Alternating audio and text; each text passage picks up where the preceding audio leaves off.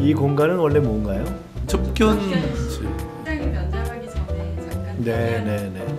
이게 얼마나 됐어요? 민주 연말부터 시작을 했는데 공대 네. 공대를 나온 사람이야. 법대 나오셨잖아요. 아 여기 나오면 뭐 저거 하나 줘요. 이 생각해 졸업 보겠습니다. 증명서 하나씩. 원래 법대셨다가 아니야, 나는 사회계열 1학년 때 잘렸으니까. 그때 졸업은 전 했나요? 사회학과. 저는 나중에 감옥 갔다 와서 졸업했죠. 진짜 우리 김민석 원장님은 생생하게 기억하는 게 내가 변호사였다니까.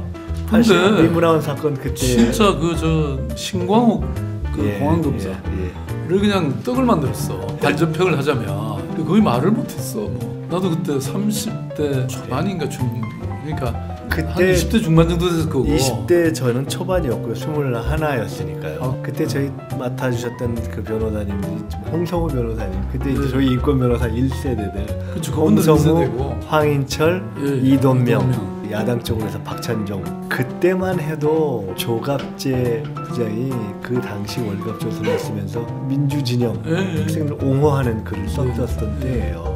월간조선 같은 데가 네. 상당히 괜찮은 잡지였어요. 그럼요.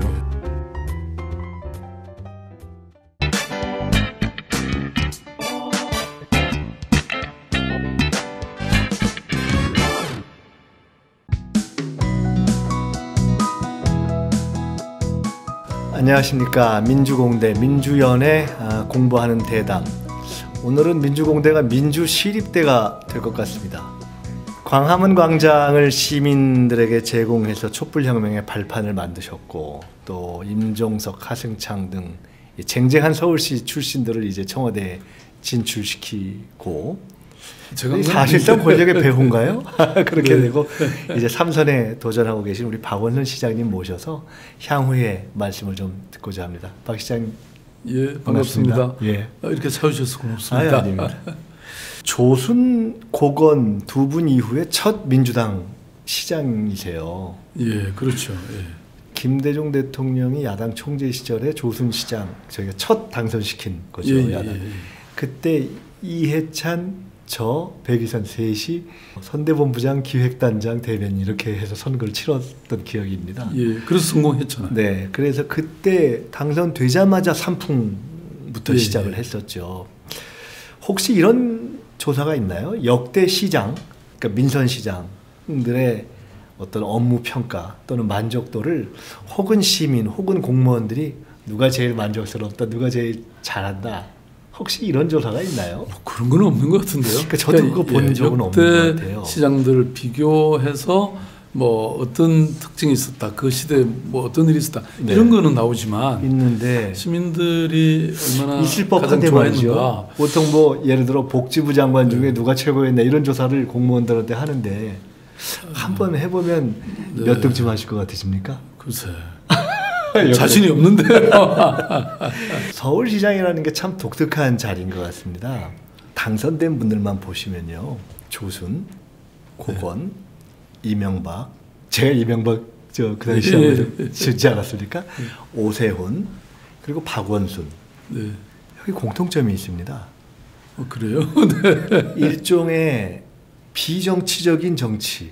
조순, 네. 고건은 다 영임 내지는 고건 행정 출신이고 예, 예. 이명박, 오세훈은 정치권에 있었지만 정치를 떠났다가 다른 칼라로 돌아와서 그러네요. 된 네. 것이고 이제 박 시장님도 네. 시민운동회. 전 예. 지금도 시장님께서 쌩 메고 예, 이렇게 다니시던 걸 기억하거든요. 예, 예, 예. 일종의 서울 시민들이 비정치적인 거물을 선호하는 성향이다 이렇게 볼 수도 있는데 혹시 지금 말씀 들어보시니까 시정을 하시면서 시민들이 왜 그런 선택을 쭉 했을까 혹시 이렇게 해석을 네. 해보신다면 어떻게 글쎄, 생각이 뭐 드시나요? 그 분석은 저도 처음 네. 듣긴 했는데 말씀을 듣고 보니까 그게 참 묘합니다. 아무래도 이제 여의도의 정치라는 거하고 예.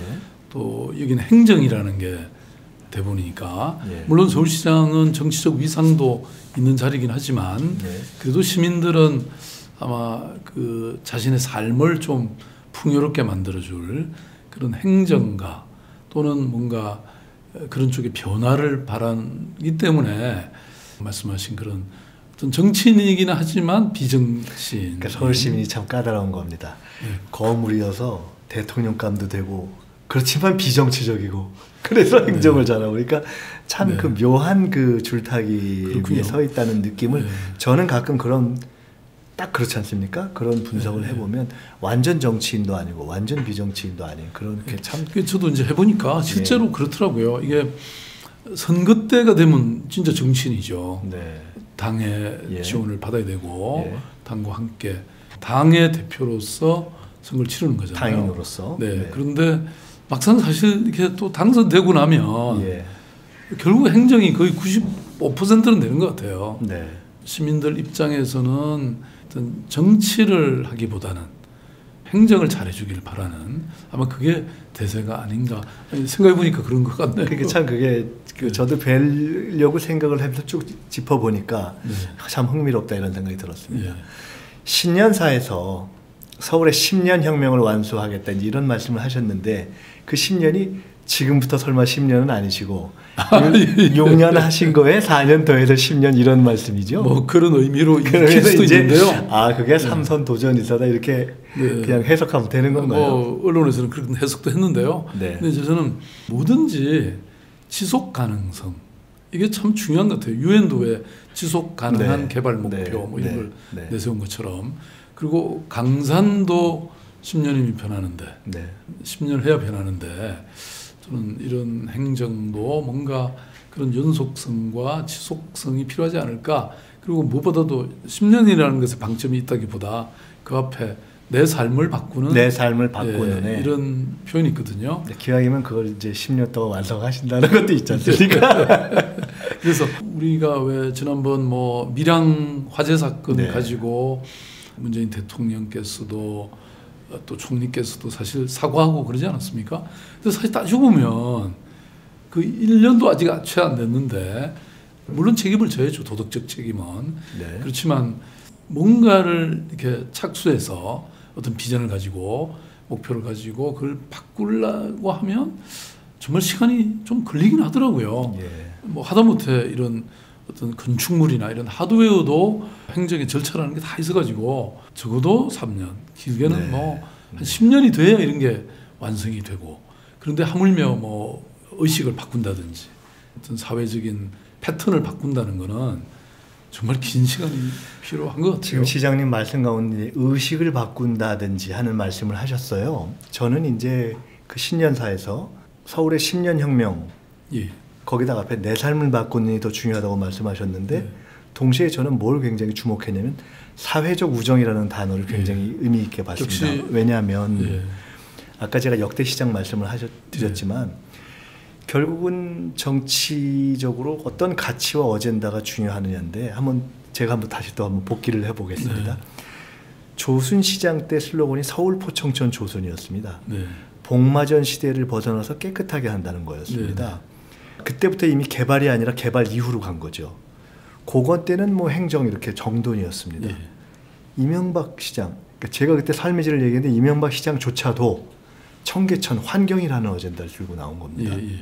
오세훈이 디자인을 들고 나왔죠. 네. 근데 지금 시장님께서 공동체 쭉 이렇게 말씀을 하시다가 사회적 우정, 공동체와 연대 얘기를 하셨잖아요. 저는 어떻게 그걸 해석하냐면 서울이 개발해서 삶의 질을 거쳐서 공동체의 가치로 진화하는 것이 그대로 나타나고 그런 의미에서 보면 가치라는 걸 전면에서 내세운 사실은 최초이다 이런 생각을 제가 했어요. 그래서 사회적 우정은 굉장히 제가 이게 참 역사적 의미가 있다고 생각을 했어요. 우리 역시 민주정책연구원의 원장다우시네요. 아니 근데 그래서 그렇게 많이 사실 주목하진 않았는데요.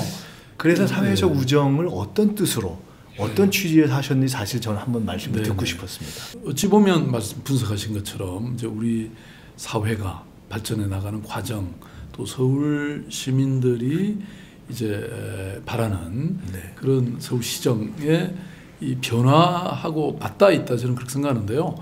사실 제가 이제 그동안 지난 6년 동안 마을 공동체, 사회적 경제, 공유도시, 찾아가는 동주민센터 뭐 이런 것을 통해서 시민들의 삶의 질을 바꾸는 사실 노력을 이미 많이 해왔는데 저는 그걸 보다 더 통합되고 본질적이고 더 체계적이고 더 지속 가능한 이런 걸로 묶어내서 하나의 새로운 틀바꿈, 탈바꿈을 해야 되겠다.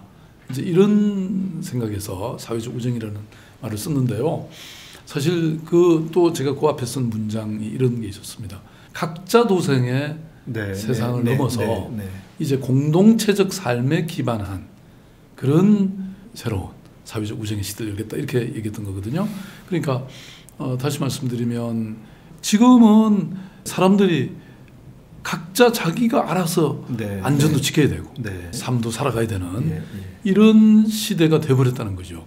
근데 그 사이에 국가가, 정부가 해야 될 일을 제대로 못한 거죠.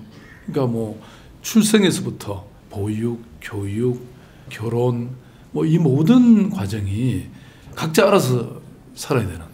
그래서 이거는 아니다. 그러니까 공공성을 대폭 확대하고 공동체로서 서로가 서로를 배려하고 함께 살아가는 이런 세상으로 가야 자신의 삶의 질과 안전과 그리고 동시에 세상이 또 긍정적인 이런 변화가 일어나지 않겠는가. 근데 하여간 참 특이한 것은 개발연대, 개발시정에서 삶의 질 시정으로 바뀐 것이 벌써 이제 꽤 됐는데 다들 그렇게 표현한 거예요. 근데 그것을 뭉뚱거리는 어떤 공동체 이것을 말씀하시면서 그것을 삶의 질이라고 표현하지 않고 사람의 의식으로서의 사회적 우정이라고 표현하신 것은 그런 의미에서 저는 또 하나 새로운 어떤 단계랄까 새로운 패러다임으로 가는 것이어서 참 흥미롭다. 저는 사실 제가 사회적이라는 말을 참 좋아하는데요. 저는 우리 사회가 지금 모든 사회적 제도나 이 사회 운영의 원리가 전부 사회적 불신에 기초해 있다고 생각해요. 근데 보통 사회적 신뢰가 사회적 자본이라고 얘기하잖아요. 행정도 모든 걸 다 불신한 상태에서 이걸 만드는 거예요. 근데 저는 신뢰가 필요하다는 것이고 또 지금 서울시의 인구 분포를 보면 지금 1인 가구가 이미 한 25%가 됐습니다. 그렇죠. 그다음에 2인 가구까지 치면 절반이 됩니다. 그러니까 지금은 그야말로 홀로 그냥 밥 먹어야 되고 홀로 걱정해야 되는 이런 시대잖아요. 이거를 사회적 가족이 저는 필요하다고 생각하거든요. 그리고 그걸 또 이런 어떤 이 서로 막 경쟁이 치열한 이런 세상에서 저는 이 어떤 사회적 경제 이런 게 필요하고 그래서 이 모든 것을 뭉뚱그려서 사회적 우정의 시대가 거죠. 열려야 된다 이렇게 본 거죠. 대한민국에서 거의 대통령 다음 정도 바쁘신 시장님을 모시고 저희가 인터뷰를 하기 때문에 약간 이런 좀 담론에 관한 얘기는 여기까지 하고 그 다음은 아주 스피디하게 가려고 합니다. 근데 하나만 더 말씀을 여쭐 것은 조금 주제를 바꿔서 요 직전 민주공대에 성북구청장 영배구청장하고 시흥 경기도 시흥의 김윤식 시장하고 같이 두 분 다 훌륭한 분들이죠. 훌륭한 분들이죠. 근데 그분들하고 얘기하면서 아주 생생한 이래서 정말 분권을 해야 되겠다 하는 얘기를 들었어요. 그러니까 보통 학자들이 하는 얘기가 좀 달랐습니다. 근데 국무회의에도 배석하시는 최강자치단체장 서울시장이 이건 진짜 자치분권을 강화하지 않으면 안 되겠다. 심지어 헌법에 넣을 정도로 라고 느끼는 정말 이건 아닌데라는 리얼 생생 분권의 필요성 어떤 사례를 느끼실 때가 있을 것 같아요. 그런 매일매일 느끼죠. 그거를 제일 정말 이건 진짜 아닌데 싶은 한 가지만 한번 말씀해 주시겠어요? 그러니까 모든 거는 현장에서 문제도 발견할 수 있고 답도 찾을 수 있다고 저는 생각하는데요. 그 우문현답 그런 거 있잖아요. 우리의 문제는 현장에 답이 있다 이런 건데 구체적인 사례를 말씀하시라고 하니까 메르스 사건이 있었잖아요. 그러니까 메르스는 기본적으로 이 광역적 단위에서 벌어지는 전염병이잖아요. 중앙정부가 본래 맡게 돼 있고 중앙정부 질병관리본부에서 다 책임지게 돼 있었습니다. 근데 중앙정부 다 해결하겠거니 생각했는데 나중에 보니까 막 계속 확산되고 그랬잖아요. 그래서 우리가 이제 주민들, 시민들의 안전의 입장에서 바라보니까 우리가 할 일이 너무 많은 거예요. 우선 그 어느 병원에 있었던 것이 알려져야 되잖아요. 그때 서울시 대처가 상당히 돋보였었죠. 근데 그걸 중앙정부 보고 해달라고 그러는데 중앙부 안 했기 때문에 우리가 발표도 했고 그 다음에 메르스 확진을 받으려면 보건소에 와가지고 이분에 대해서 여러 검사를 해서 그 가건물을 질병관리본부에 보내서 확진을 받거든요. 근데 그 과정이 하루가 걸려요. 근데 그 검사를 우리가 다 할 수 있거든요. 서울시 보건환경연구원이. 그래서 그걸 우리가 하게 해달라. 그래서 됐어요. 네. 하루를 아낀 거잖아요. 네. 이 감염병, 전염병에서 하루라는 것은 엄청난 효과입니다. 거죠. 네. 그다음에 그뿐만 아니라 그러면 이분이 어디를 다녀서 다른 사람들이 감염이 됐는지를 또 알아야 되잖아요.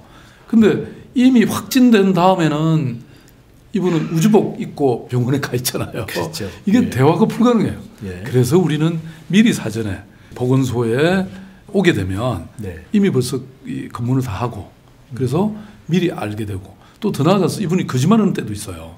그럼 어떻게 알 수 있냐? 카드 사용 내역을 보면 다 알아요. 지하철 타면 지하철 어디서 타서 어디서 내렸는지 다 알 수 있거든요. 근데 가령 그 예. 모든 것을 서울시가 또는 자치분권이 강화된 상태에서 하면 훨씬 더 효율적이었을 텐데 그래서 저희들이 그걸 하나씩 해서 다 개선했어요. 했는데 네. 그럼에도 불구하고 이 중앙집중적 시스템이었기 때문에 더 잘할 수 있었는데 안 됐다거나 아니면 그렇게 하는 과정에서 걸림돌이 있어서 좀 저항이 있었다거나 그러니까 그런 예산이나 권한을 중앙정부가 예. 다 갖고 있는 거죠. 정말 국민들의 생명에 관계된 이런 감염병, 이런 전염병에 대해서도 지방정부의 권한과 예산을 다 내려줘야 된다 이거죠. 제 얘기는. 예. 왜냐하면 우리가 늘 현장에서 보면서 요건 이렇게 바꾸고 이렇게 혁신하면 되는구나. 이런 걸 늘 우리가 할 수 있으니까. 근데 중앙정부는 저 멀리 있기 때문에 그걸 알 수가 없어요. 근데 불행하게도 우리나라는 예산도 8대2로 예. 8을 갖고 있고 권한을 전부 다 갖고 있고 우리나라 지금 헌법과 법률의 체계에 따르면 지방자치단체는 중앙정부가 시키는 거 외에는 하지 말아라. 시키는 것만 해라. 이게 그 취지입니다. 그러니까 우리가 얼마나 분투하고 그냥 막 이렇게 해야 되는지. 그리고 저는 이렇게 지방 분권이 제대로 되면 대한민국의 국가 경쟁력이 10배로 높아질 거라고 저는 봅니다. 왜냐하면 위에서 보니까 그 예산을 쓰는 게 다 추상적이고 획일적이잖아요. 전국을 상대로 하는 거니까. 그런데 지방으로 내려가면 다 맞춤형으로 주민들의 욕구나 그 소망에 따라서 쓰게 되니까 훨씬 더 효과가 있는 거죠. 그러니까 이제 그런 뭐 재정의 문제 이런 것들이 이제 상당히 지적되어 온 것 외에 실제로 메르스를 예를 들어서 재난의 대처조차도 훨씬 더 이제 그랬다 하는 이제 그 말씀입니다. 최근에 뭐 제일 뜨거운 쟁점 중에 하나가 미세먼지 아니었습니까? 예. 그게 뭐 대중교통 무료 정책을 하셨는데 하루에 50억을 썼는데 뭐 효과는 1.5%였느니 비효율적인 포퓰리즘이었느니 그러니까 또 바로 그 메르스 당시 말씀을 하시면서 그래도 무대응보다는 과잉대응이 난데 너네는 왜 대응을 안 하니 또 이제 이렇게 공방이 있었지 않습니까? 이제 근본적으로는 그 상황에서도 우리 이 시장님께서 이거는 결국은 전국적으로 확대해야 하고 또 차량에 대한 통제를 해야 하는데 그렇게 못해서 한계가 있지만 최선을 다한 것이다 이제 이렇게 취지를 말씀하셨지 않습니까? 만약 현 시점에서 그런 어떤 정쟁적 이념적 요소를 빼어내서 조금 더 같은 비용을 들이고 혹시 조금 더 그때 효율적인 대안이 혹시 없었을까? 혹시 그런 생각해 보시나요? 또는 있었을까요? 아니 그럼요. 저희들이 보기에는 예. 확실히 효과가 있게 하려면 네. 차량 이부제라든지 차량 등급제라는 게 있습니다. 네. 그러니까 배기가스를 많이 배출하는 그런 이 노후 경유차는 경유차 중에서도 오래 운행을 제한하거나 이렇게 하는 게 사실 가장 맞는 일이죠. 그러니까 이게 통상적으로 하는 게 아니고 말하자면 최악의 상황에서 비상저감 조치입니다. 네. 거기 1년에 저희들은 한 7번 정도 될 거라고 예측했었고요. 그래서 저는 그때도 그런 말씀 드렸지만 도대체 무엇이 중요한지 무엇이 중요하냐 이거예요. 그러니까 1년에 OECD 평가에 따르면 1년에 거의 17,000명이 우리 한국에서 조기 사망하는 이런 아주 중대한 안전에 관한 문제잖아요. 그러면 당연히 할 수 있는 모든 일을 다 해야죠. 근데 우리가 할 수 있는 수단이라는 게 그밖에 없었어요, 사실은. 그러니까 현실적으로서는 그때로서는 할 수 있는 사실은 답답하지만 최선을 다하신 것이고. 네, 그래서 말씀드린 차량 이부제를 강제로 한다거나 차량 등급제를 하면 좋은데 그건 우리 권한에 없기 때문에 그러셨던 거죠. 그랬던 거고 그래서 앞으로는 이렇게 심각할 때는 그런 차량 법정 의무 차량 이무제로 가는 하나의 마중물이다 이거는.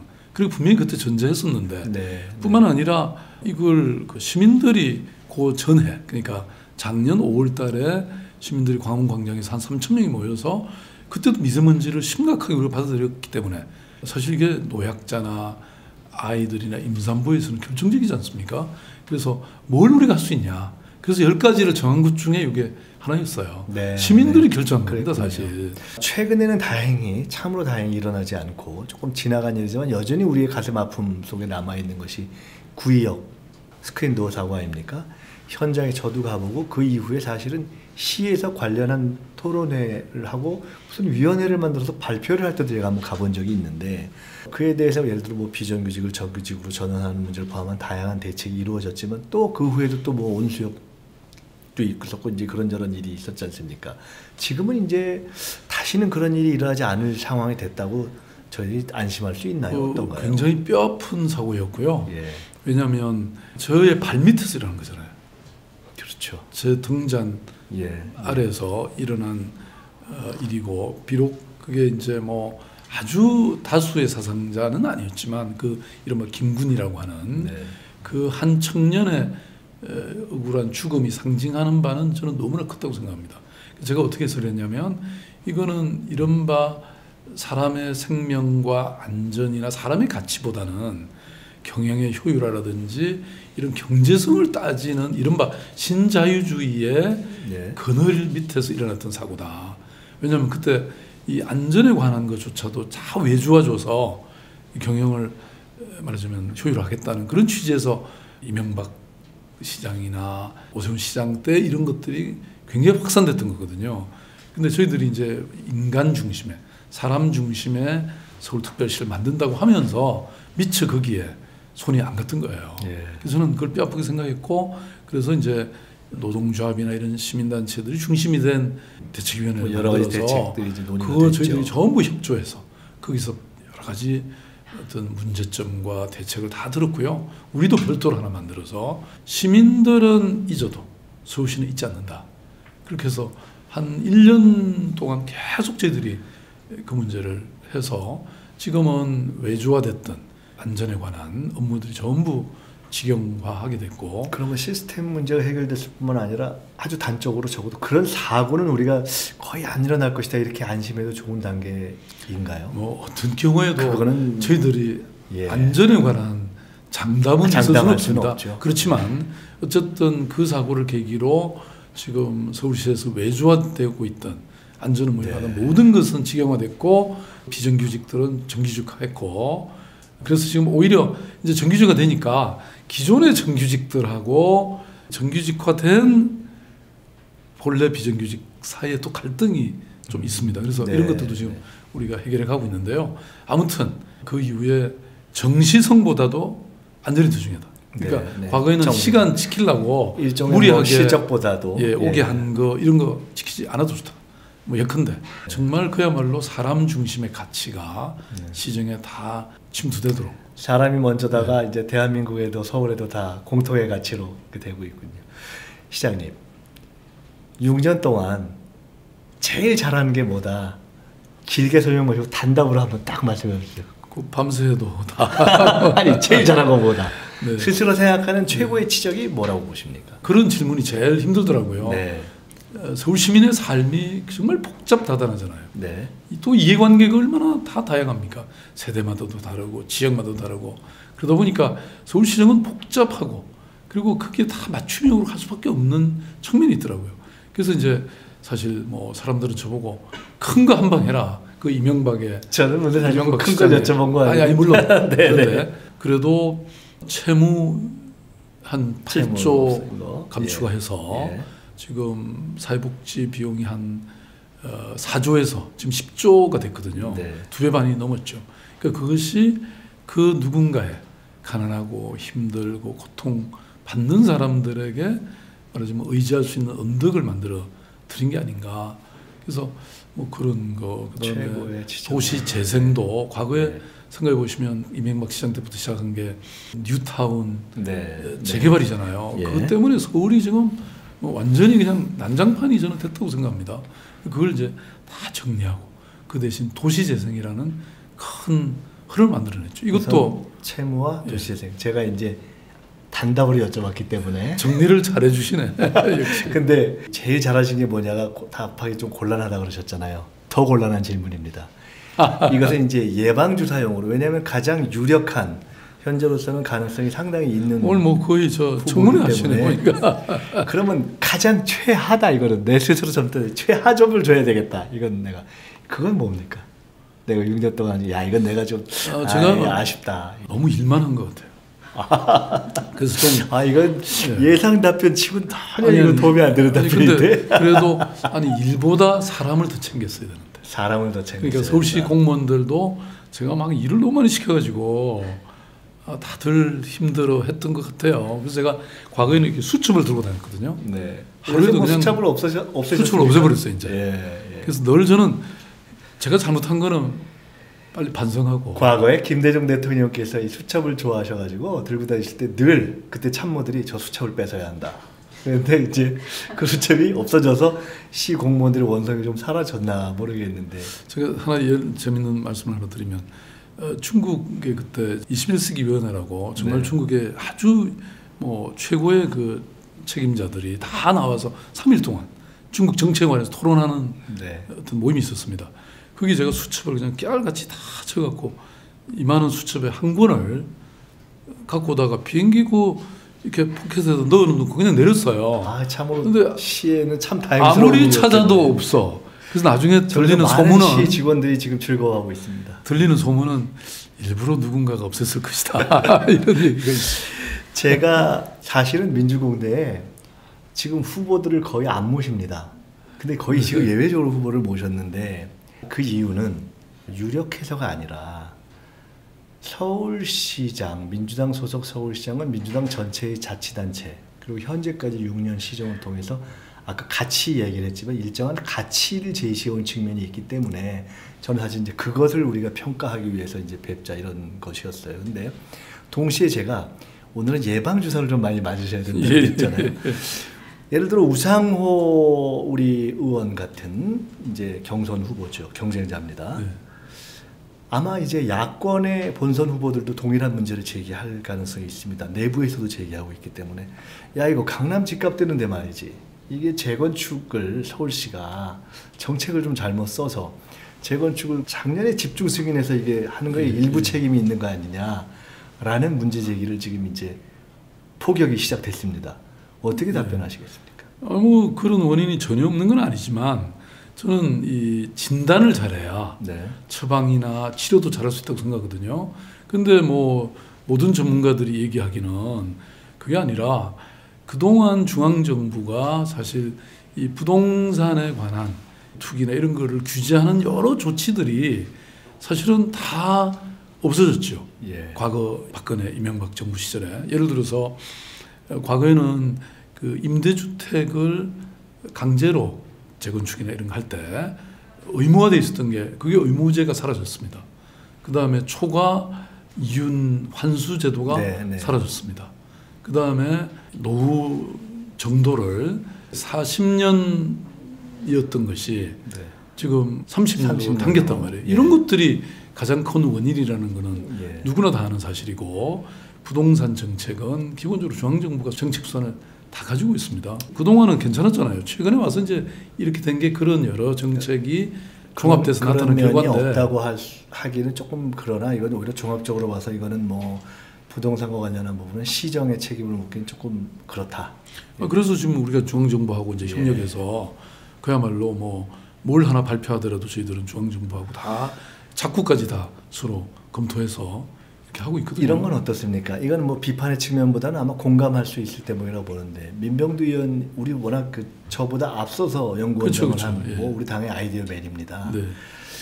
그 시장 경선을 하면서 최근에 이제 일종의 복합 시설, 복합 건물을 많이 해야 한다. 근데 상당히 공감대가 있는 얘기입니다. 예를 들어 시장이라든가 학교 이런 곳에 청년이라든가 무슨 이런 복합 아파트를 많이 지어야 한다는 아이디어를 내서 저도 참 공감이 가고 아까 말씀드렸던 뭐 우리 성북의 뭐 김영배 구청장이라든가 이런 등등이 다 구청 괜찮다.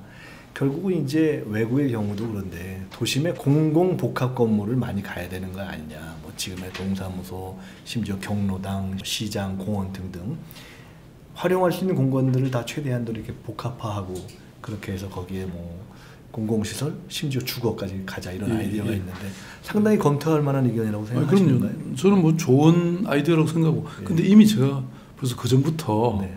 얘기하고 있었습니다. 사실 네.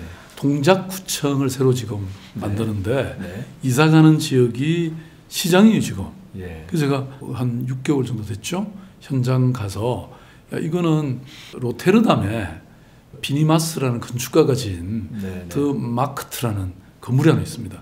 그게 말하자면 본래 그런 시장이었는데 그 시장 위에 아파트를 지은 거예요. 그러니까 위는 주민들이 살아요. 근데 밑에는 시장이에요. 이런 거 한번 얘기해봐라.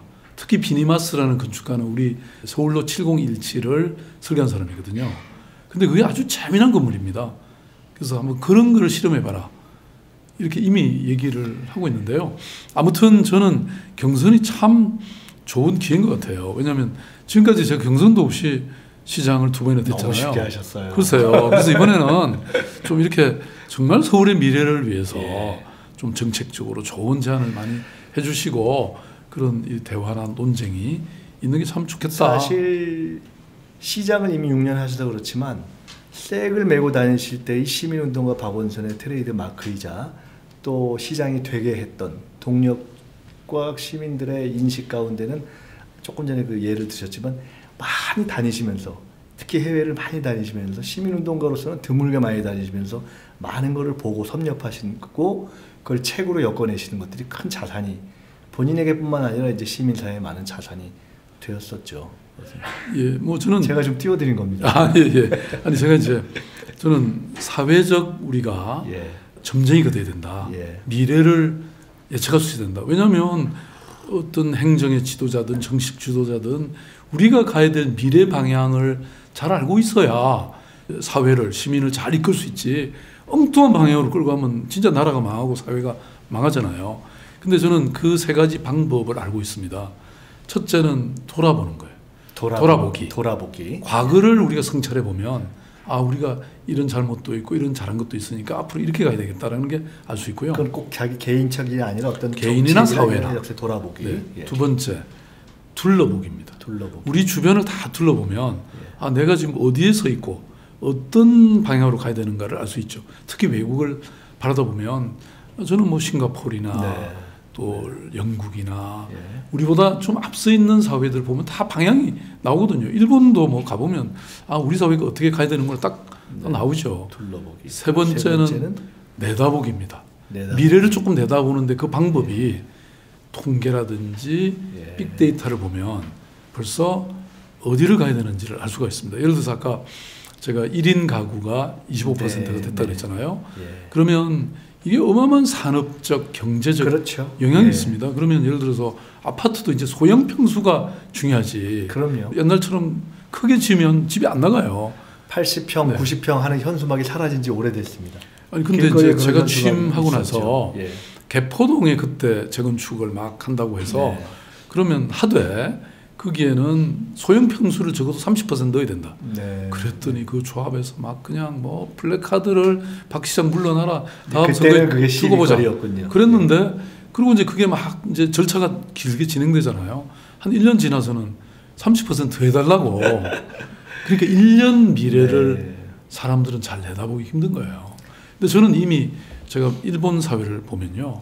일본은 벌써 초고령화, 그렇죠. 저출산 사회가 벌써 예. 20년 전부터 왔잖아요. 그래서 거기에 대한 대응들이 다 있었거든요.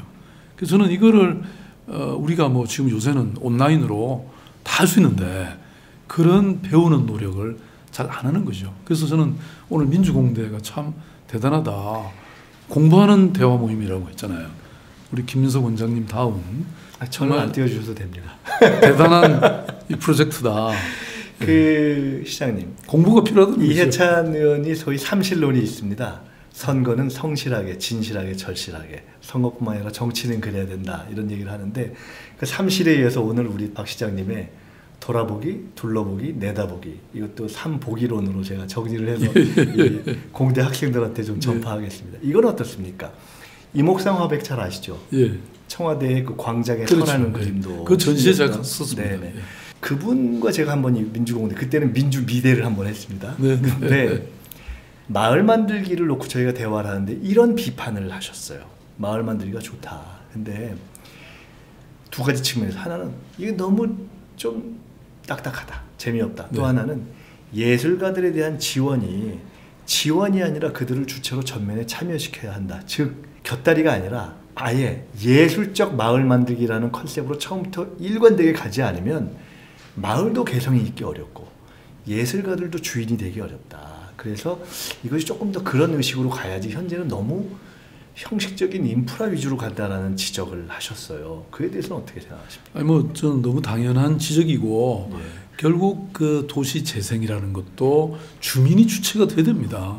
그러니까 밖에서 누가 와가지고 아무리 예. 아니 서사가 미술이 하더라도 그렇게 만들어 놓으면 뭐합니까? 그렇죠. 결국은 주민들이 스스로의 예술적 재능이나 그게 비록 소박하더라도 그렇게 만들어가는 게 오래 가는 거고 잘 되는 거라고 저는 생각하거든요. 그러니까 주민 주체가 돼야 되는데 근데 이제 왕왕 외부의 사람들이 와서 그것도 주로 하드웨어 중심으로 엔지니어링 중심으로 이렇게 하는 게 도시 재생의 사실 뭐 솔직한 현실입니다. 근데 네. 그나마 서울의 경우에는 네, 네. 사람들도 있고 그래서 저희들이 이제 이걸 뭐 어느 날 갑자기 하는 게 아니고 네. 그 과정에서 마중물 사업이라 그래서 역량을 키우는 주민들의 이해라든지 이런 걸 높인 다음에 시행하고 그래서 사실 뭐 여러 가지 지적하신 어려운 점, 부족한 점은 있지만 그래도 서울의 이 도시 재생이 지금 전국적 모델이 되고 있잖아요. 그리고 그 과정에서 방금 미술을 얘기하셨는데 미술만이 아니라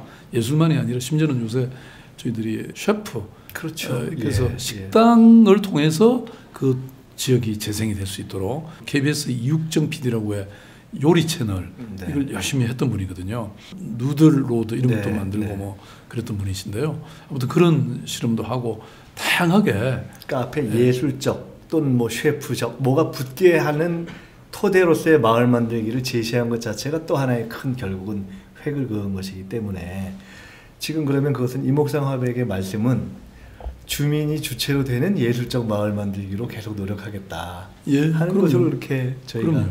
나중에 이마백님한테 전해드리겠습니다. 근데 이제 좀 죄송한 거는 이런 게 또 네. 있더라고요. 그러니까 예술가들이 사실은 네. 그런 걸 마음껏 할 수 있게 권한도 드려야 되지만 동시에 비용도 드려야 되거든요. 그렇죠. 근데 이제 예. 공공기관에서 드릴 수 있는 예산이라는 게 예.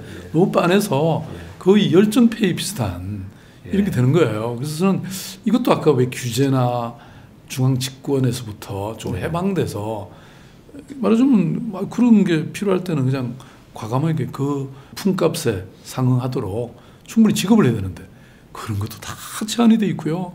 뭐 조달 기준 뭐 이런 게 거미줄 같은 네. 규제가 있는 거예요. 그러다 보니까 창조적이고 혁신적인 실험이 불가능한 겁니다. 이제 우리 정부가 됐으니까 제가 이제 이런 말을 마음대로 할 수 있잖아요. 근데 이런 경제 성장이나 또 시민들의 삶의 질을 바꾸게 하는 것도 말하자면 이런 악법이나 여러 가지 규제나 이런 걸 확 풀어버리는 거예요. 그래서 저는 예컨대 제가 정보 공개도 전에는 내가 필요한 정보가 있으면 신청하면 가부를 결정해 줬습니다. 그게 이른바 포지티브 방식이라는 네. 거거든요. 근데 저는 그걸 네거티브 방식으로 바꿨습니다. 원칙적으로 서울시의 모든 문서는 공개한다. 뭐 절대 아니다라고 분류한 것이 아닌 한. 그렇죠. 네, 뭐 예를 들어서 네. 프라이버시에 예, 공개된 거나 예. 국가 안보에 관한 거. 뭐 이런 거 외에는 개발 정보 이런 거 빼고 모든 거는 다 해라. 그래서 지금 뭐 한 거의 80~90%는 지금 네. 다 공개되고 있죠. 시장님. 네. 아까 이거 지난번 2번 너무 쉽게 된 것 같다고 그러셨는데 자 그런데 우리 박원순 시장님이 야 이거 당으로부터 혜택만 받고 기여는 적은 거 아니야? 당 기여 부족론 그걸 어떻게 항변하시겠습니까? 저는 묻고 싶은 게 그럼 당에 어떻게 기여하는 게 기여한 겁니까? 아이고 저한테 그 아니 그러니까 이제 그런 말을 하는 사람에게 네. 왜냐하면 이 기회를 빌어서 네. 예, 제가 지난번 이제 우리 중앙당에서 광역자치단체에 대해서도 단체장들이 네. 심사를 거쳐야 된다. 그래서 제가 심사받으러 갔습니다. 그래서 PPT로 딱 정리한 게 이제 3가지였는데요. 하나는 공약을 얼마나 지켰냐. 그거는 뭐 제가 거의 100% 지켰습니다. 근데 이제 2번째 정리하기를 당에 뭘 기여했냐. 그래서 첫째는 당의 승리를 견인했다. 굉장히 중요한 거죠. 왜냐하면 승리에 기여한다는 건 당으로서 지난번 가장 큰 겁니다. 제가 네. 2번 하면서 특히 2번째 재선하면서 서울의 구청장과 시의원과 구의원들이 압도적으로 당선이 됐거든요.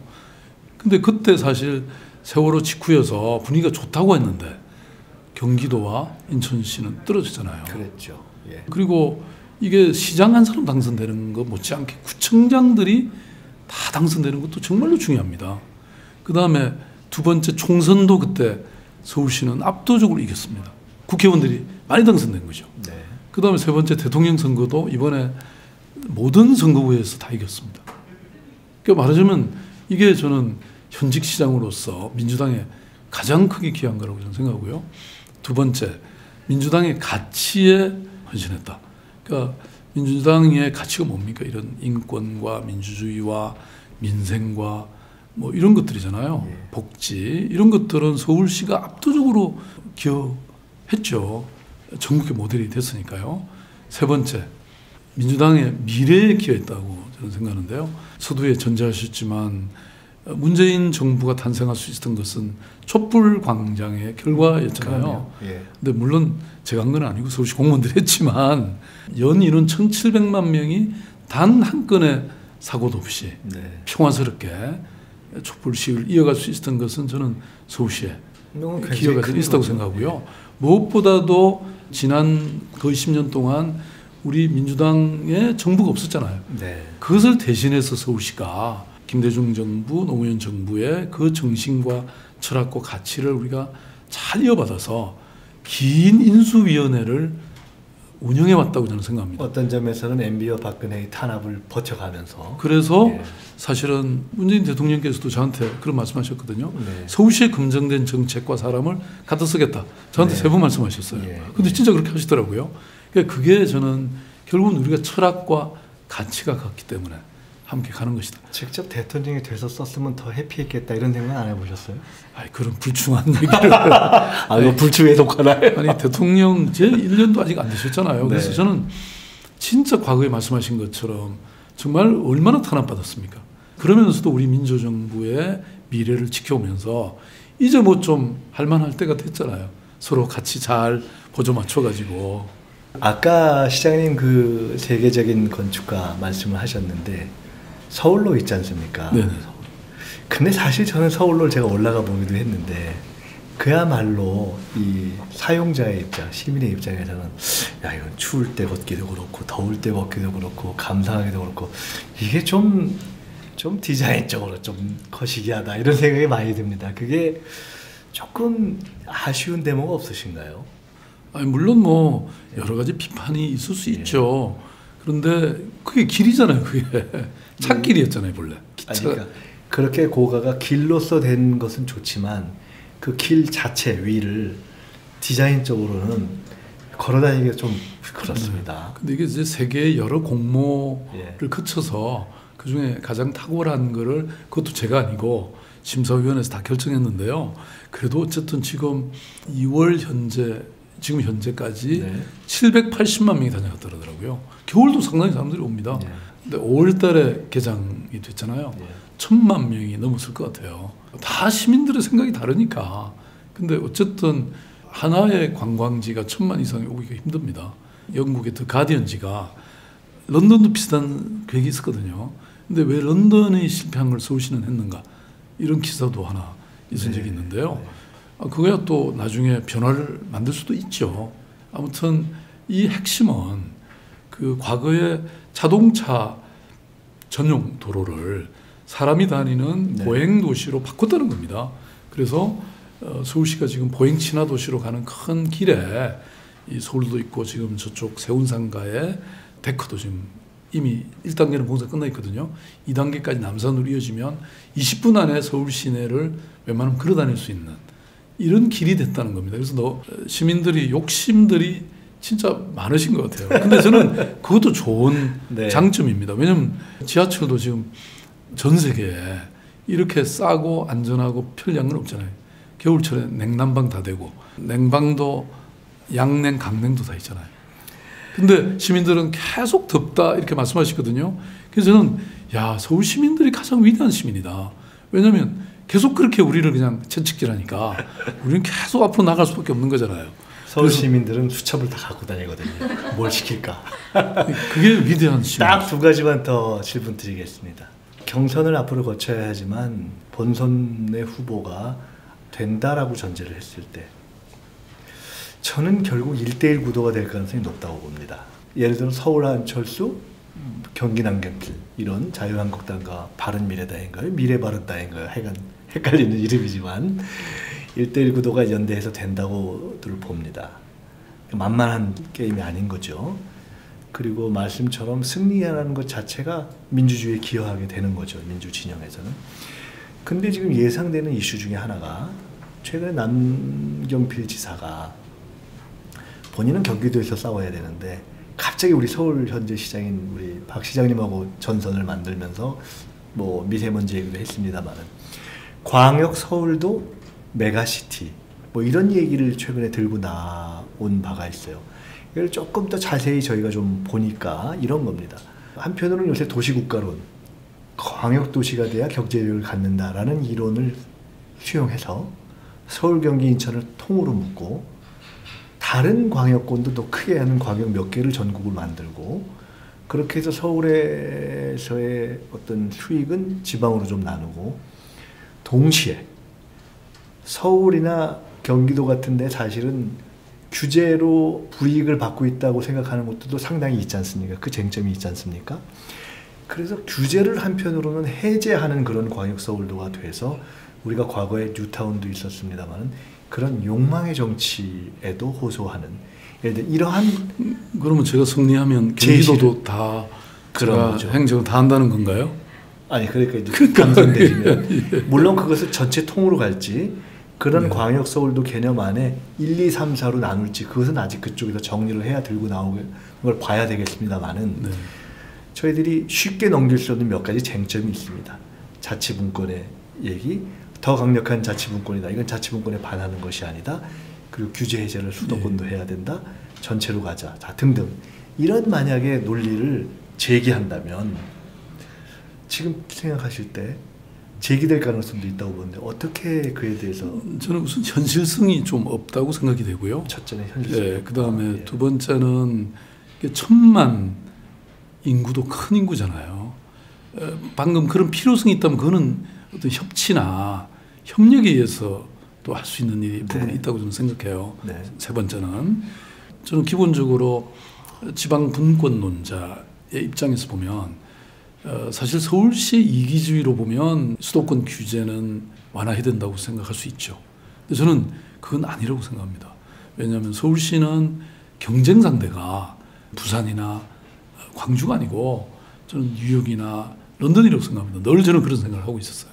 그러니까 오히려 서울에서 갖고 있는 많은 것들을 저는 지방정부에 이전하고 가도록 하는 건 나쁠 거 없다고 저는 생각합니다.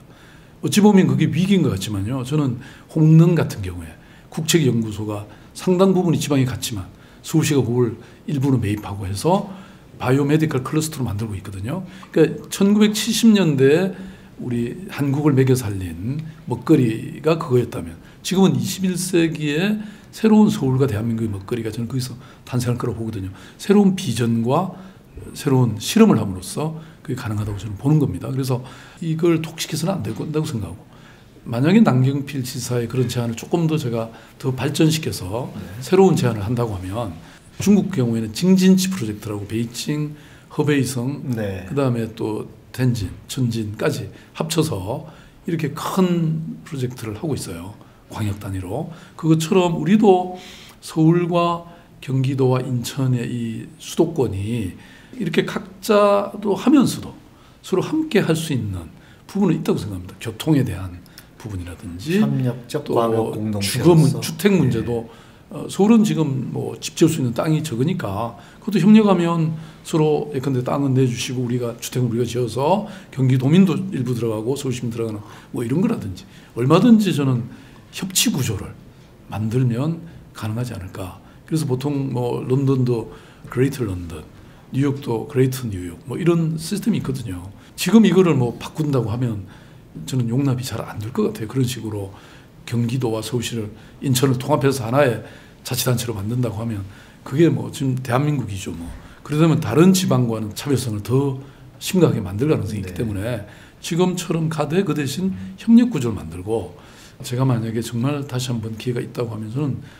지금까지는 상대적으로 서울에 집중했는데 저는 지방과도 함께 상생할 수 있는 정책을 좀 더 본격적으로 해보고 싶어요. 왜냐하면 네. 서울이라는 도시가 그냥 저절로 서울시가 된 건 아니잖아요. 많은 지방 도시들의 희생과 헌신 위에 된 거기 때문에. 근데 서울 인구의 지금 약 20%, 210만 명이 베이비부머 세대입니다.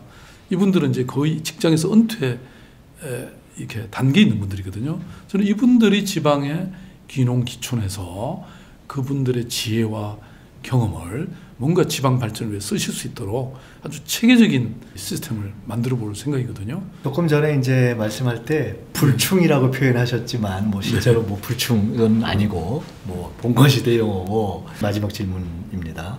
시장님께 이번 3선 도전에 부딪힐 굉장히 중요한 아주 까다로운 이슈가 대선일 겁니다. 차기 대선. 왜냐하면 시장님께서 차기 대선의 주자로서 살아있다고 하면 네. 사람들은 아이고 저 양반이 이제 시장 되면 이제 바로 그때부터 대통령 준비만 하시겠네 이럴 것이고, 차기 대선은 이제 전혀 가능성이 없다 이러면 아 이제 바로 이제 뭐 희망도 없으니까 레임덕이 시작되겠네 이럴 수 있을 겁니다.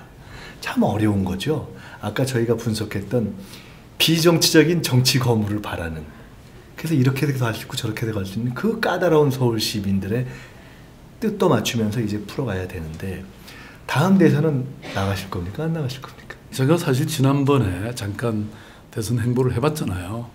그리고 내린 어떤 결론 또 배움이라고 하는 것은 기본적으로 뭐 서울시장 선거도 물론 마찬가지입니다만은 특히 대선이라는 것은 그건 뭔가 정말 하늘의 뜻이 있어야 되는 거구나. 네. 이런 생각을 했습니다. 물론 본인의 어떤 각오나 준비도 중요하지만 예. 그래서 그거에 연연해서 되는 일은 절대 아니다. 자기가 하고 있는 일에 최선을 다하는 것. 그것이 저는 중요하다. 이런 결론을 사실 내렸어요. 그때도 사실 제가 서울시장으로서는 지지도가 상당히 그때도 높았어요. 그렇죠. 근데 예. 이제 대선 후보로서는 굉장히 바닥까지 갔었잖아요. 그래서 저는 지금 이 단계에서 제가 대선에 나가냐 안 나가냐 이거는 전혀 중요하지도 않고 또 제 마음속에도 있었으면 안 된다고 저는 생각하고요. 오히려 아까도 말씀드린 것처럼 지난 9년 동안 우리 정부가 아니고 또 저는 지난 6년 동안 정말 박원순 제안문건에서 드러난 것처럼 그렇게 탄압받으면서도 지켜온 이 서울시정을 정말 제대로 해서 저는 뭐 전국에서 뭐 이렇게 서울시가 1등하는 이런 거 관심 없습니다. 정말 세계적인 글로벌 네. 차원에서도 네. 서울이 가장 빛나는 도시가 되도록 만드는 것. 그것이 중요한 일이다. 그리고 또 그 과정에서 우리 중앙정부가 이제는 정말 같이 한번 해보면 좋겠다. 오늘 제가 국무회의가 있었는데요. 갑자기 거의 끝났는데 대통령께서 보고 박 시장 더 특별히 할 말 없어요? 이렇게 가끔 물어요. 그래서 제가 이제 좋을 수도 없어요. 가끔 그렇게 물으시니까 얼마나 좋은 관계입니까? 전에 같으면 그렇게 물으시면 시 공무원들도 그래서 좋을 수가 없는 겁니다. 그러니까 그래서 아무튼 저는 진짜 정부와 서울시가 예. 정말 짝꿍이 돼서 정부로서도 서울시가 중요합니다, 사실. 아니 그럼요. 지금까지는 이게 엇박자가 많이 났잖아요. 우리 대통령일 때 여기는 한나라당 일할 맛이 나시죠? 그럼요. 지금은 사실 뭐 장관들하고도 네. 전화 한마디면 서로 이렇게 다 협조적일 수 있고 그런 거니까요. 그래서 한번 정말 그렇게 되면 정부도 서울시가 안심하고 믿을 수 있고 이렇게 성과를 내준다면 정부도 성공할 가능성이 많잖아요. 그렇게 따진다면 네. 중앙정부와 부딪히지 않는 환경에서 정말로 제대로 일할 수 있는 최초의 임기를 시작하는 것이다. 해석을 너무 잘해주시네요. 너무 설명 힌트를 많이 드리는데요. 네. 그런데 네. 시장님 처음에 사회적 우정으로 저희가 이 말씀을 시작했지 않습니까? 네. 만약 그렇게 해서 사회적 우정이라는 가치를 실현할 수 있는 세 번째의 기회를 부여받으신다면 이걸 내가 꼭 해보고 싶다 하는 그 사회적 우정을 실현하기 위한 어떤 명료한 또는 구체적인 혹시 그런 그리고 계신 사업 한 가지만 공개해 주시죠. 꼭 한 가지니까 참 어려운데 제가 이제 신년사에서 또 그걸 네. 구체화한 게 예. 사랑에 투자하는 도시. 사랑에 투자하는 네. 도시. 그게 말하자면 청년들이 네. 마음껏 사랑하고 결혼하고 아이 놓고 키울 수 있는 도시. 네. 그걸 얘기해 했어요. 그래서 그게 좀 집중하면 좋겠고요. 왜냐면 이게 또 저출산 고령화 좋네요, 사회하고 직결되어 예, 있습니다. 그래서 예. 또 그게 내 삶을 바꾸는 그런 지방정부, 그런 도시가 되는 거잖아요. 예. 그게 첫 번째였습니다. 세 좋습니다. 개가 있었는데요. 하나만 좋습니다. 말씀드릴게요. 오늘 이제 시간이 아쉬운 가운데 다 가는 것 같고요. 오늘 모신 우리 박원순 시장님이 시민들과 함께 세 번째 임기를 시작하시게 될지 아닐지 이 시점에서는 알 수가 없습니다. 그러나 분명한 것은 민주화의 과정에서 한결같이 색을 메고 이렇게 현장을 다니던 시민운동가 박원순의 자리가 분명하고, 또 야당 시장으로서 이명박 박근혜 정권에 맞서서 민주주의를 지켜내고 광장을 제공했던 시장 박원순의 자리와 기여 또한 우리가 잊을 수 없고, 또 서울시정의 발전사에 있어서 삶의 질을 거쳐서 사회적 우정이라는, 그리고 사랑이라는 구체적인 공동체를 만들고자 새로운 가치와 기여를 하고 계신 우리 박원순 시장님의 역사적 위치 또한 그건 민주당과 함께 하는 것이다. 그건 결코 우리가 잊을 수 없고 우리의 역사 속에 이제 함께 할 것이다 하는 생각이 들었고요. 자부심을 가지셔도 좋고, 함께 하는 저희 당원과 지지자들도 또 시민들도 자부심을 가질 것입니다. 더 좋은 시정 펼치시길 바라고요. 좋은 성과를 혼자 가지십시오 하는 거는 다른 경쟁자들이 뭐라고 하기 때문에 네, 네. 공정하게 가지시길 네, 네. 바라면서 말씀 마치겠습니다. 네. 오늘 민주공대 민주서울시 입대 잘 마쳤습니다. 감사합니다. 네, 고맙습니다. 네.